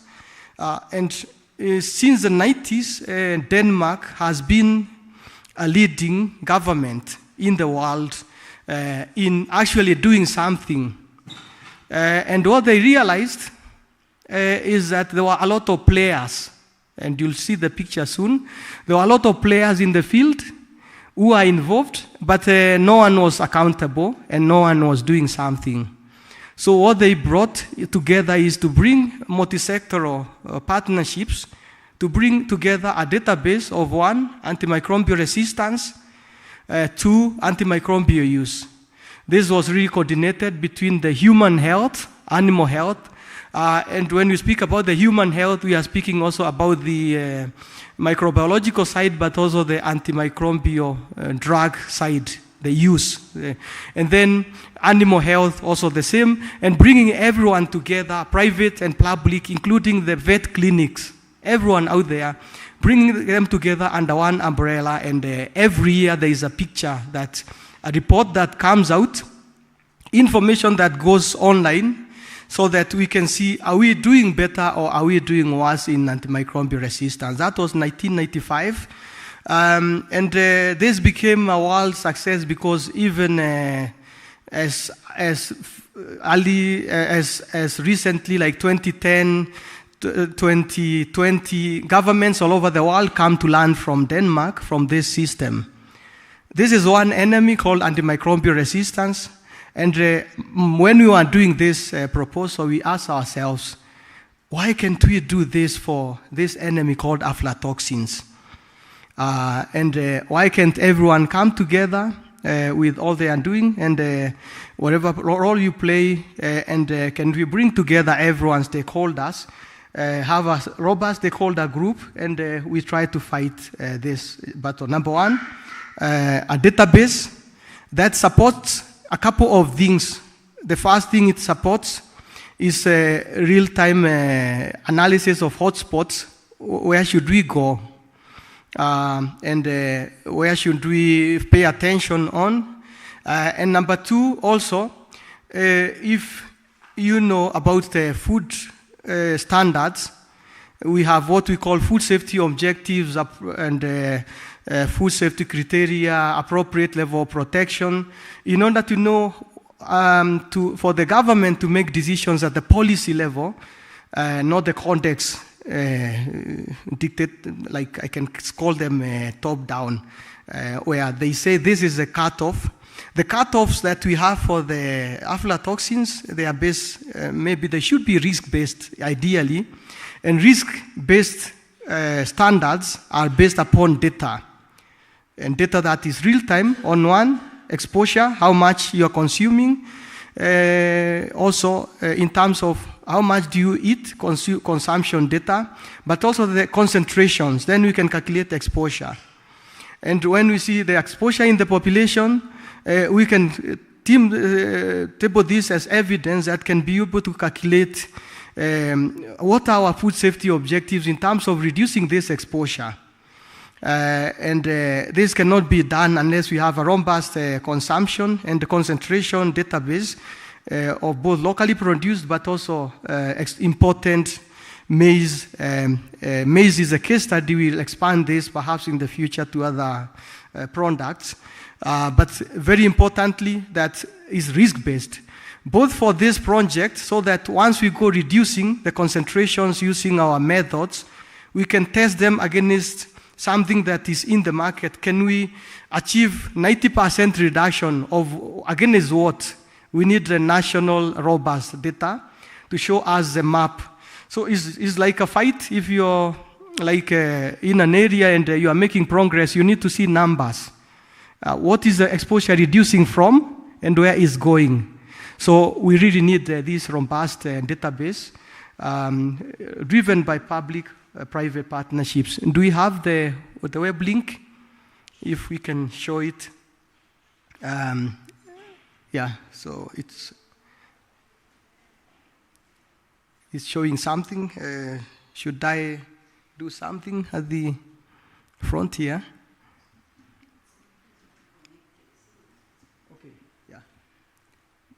Something is missing, or okay, you can click on it. Maybe we just want to see the web page. Sorry, I think I see what you mean. Yeah, if you can present the web page that links to this, yeah. Also, it's something that you can see in your phones. Yeah, sorry, I was not clear. I thought to. And if lunch is ready, then you can always let me know. So we.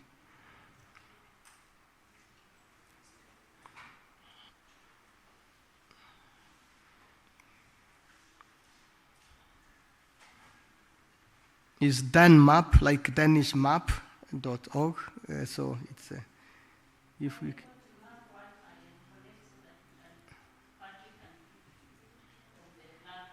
I don't think it's possible with the, yeah.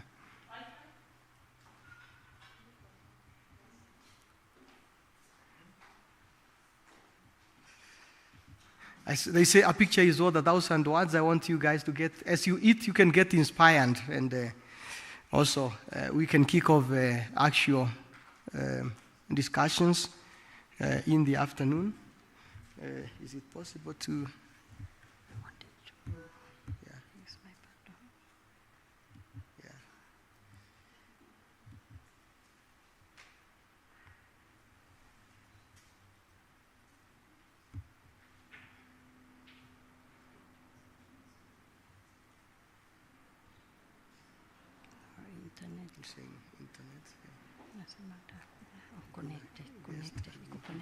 Connected now.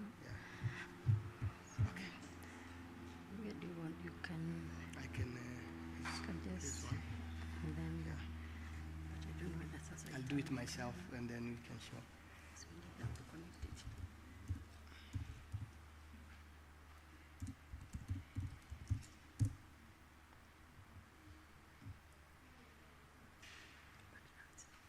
Oh yeah, it's there. If you can see about, if you click on about, thank you very much. If you, no, I think there should be organization, then you go to organization on the left-hand side.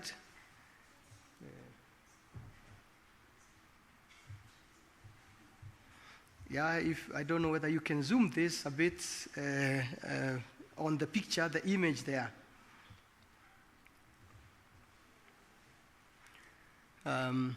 If you can zoom in. Yeah. Yeah.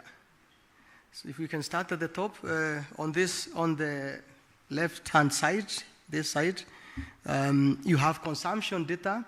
The other side, you have resistance data. And you can see we have pharmacies, veterinary practices, feed mills.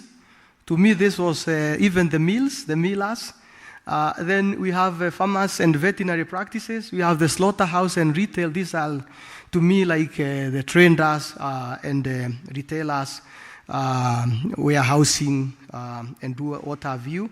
And we have private laboratories who are doing work on aflatoxin as well. So even antimicrobial resistance, we have private laboratories. And then all this data set is collected by the Technical University of Denmark, where I come from, on the resistance side. And on this other side is the Danish Veterinary and Food Administration. This is the equivalent of the Ministry of Health combined with the, is there a Ministry of Livestock now? Combined with the Ministry of Livestock, and so it brings something called Danish Veterinary and Food Administration. It collects data on consumption side, and then we have a national register of medicinal products, and at the bottom we have the Danish Health Authority, which controls the pharmacies and the hospitals and everyone. So you can see is a landscape that brought everyone. And if you can look at this, you can already see yourself somehow, but on the side of aflatoxin in Kenya. So we won't replicate this the way it is. We just want to come up with our own landscape, original landscape, that can we every year have something that we can ask ourselves, can we explore what is happening? If you can go back to the menu at the top, please. Thanks. Dashboard, you click on dashboard at the top.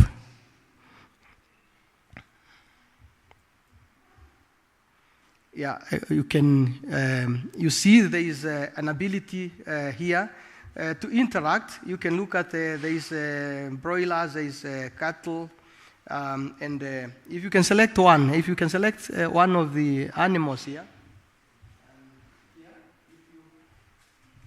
for example, select cattle,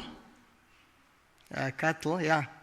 Then if you scroll up a bit, it will give you the information on the Danish cattle in terms of antimicrobial resistance in different years. So, and you can see, if you scroll a bit up, you can see that resistance is dropping.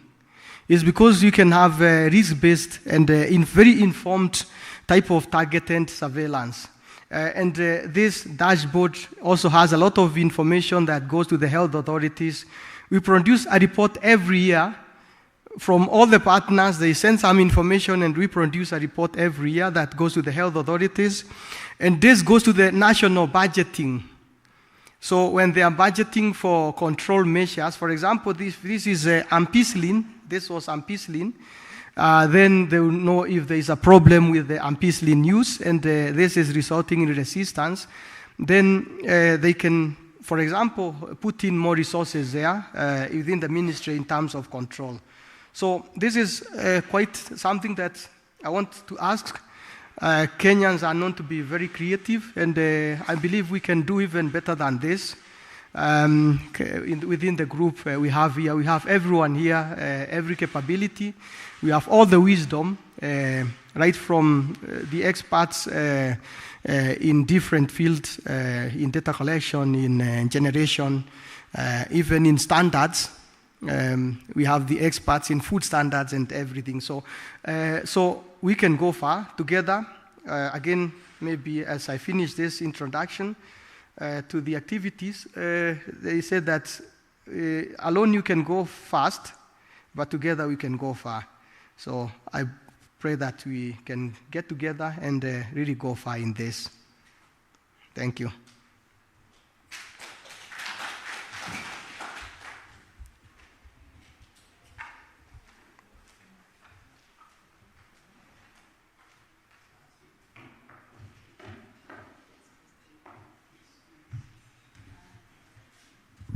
Thank you, Patrick. I think you have unpacked what we be looking forward to in the afternoon session as stakeholders, so that we come with our own authentic type of information.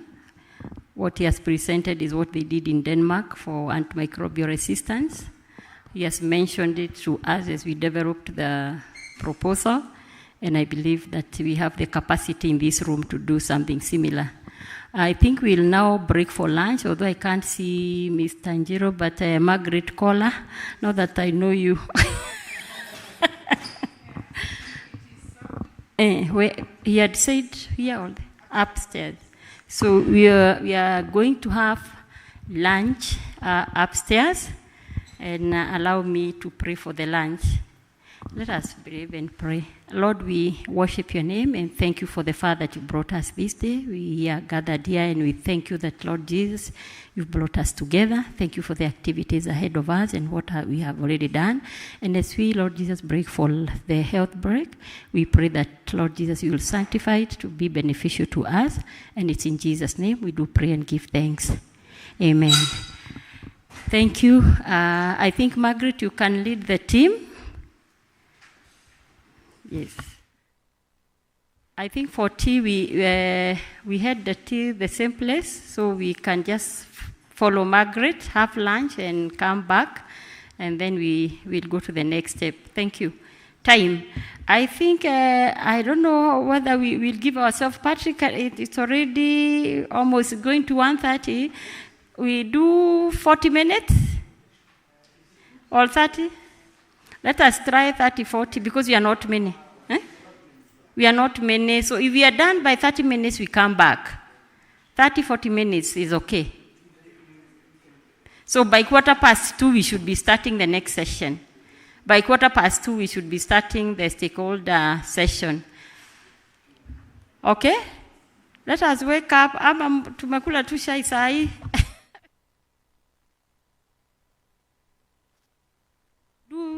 Believe our items are safe here, but there was someone we left behind. Yeah, she's there. Wahoo.